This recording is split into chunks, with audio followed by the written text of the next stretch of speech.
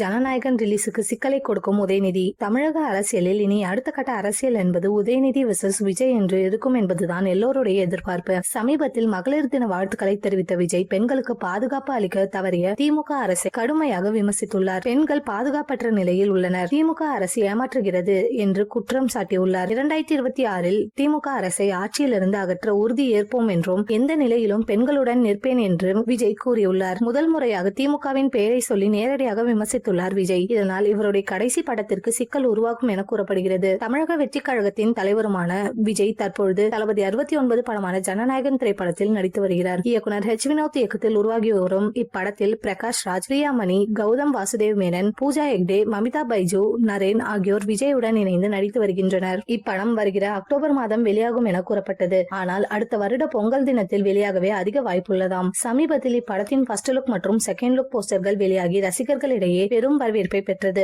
ஜனநாயகன் போஸ்டர்களே அரசியல் கதைக்களம் கொண்ட படம் என்பதை உறுதி செய்தது. இப்படம் அரசியல் தொடர்பான த்ரில்லர் கதைக்களத்தில் உருவாகி வருகிறது என கூறப்படுகிறது. தற்பொழுது அரசியலில் விஜய் குதித்துள்ளதால் இதுவே அவரது கடைசி படம் என அறிவித்திருக்கிறார். இதனால் இப்படத்தின் மீது ரசிகர்களுக்கும் பெரும் எதிர்பார்ப்புள்ளது. தற்பொழுது ஆளும் கட்சியை விஜய் எதிர்த்து பேசி வருவதால் ரிலீஸின் போது பல சிக்கல்களை சந்திக்க வாய்ப்புள்ளதாம். உதயநிதி தமிழ் சினிமாவில் பல படங்களை விநியோகம் செய்து வருகிறார். விஜய் படங்களுக்கு போட்டியாக மற்ற படங்களை ரிலீஸ் செய்யவும் வாய்ப்பு இருக்கலாம். ஏற்கனவே விஜயின் பல படங்கள் ரிலீஸின் போது சிக்கல்களை சந்தித்து தியேட்டரில் வெளியாகி வெற்றி பெறும். கடைசி படமும் அதனை போலவே தடைகளை உடைக்கும் என எதிர்பார்க்கலாம்.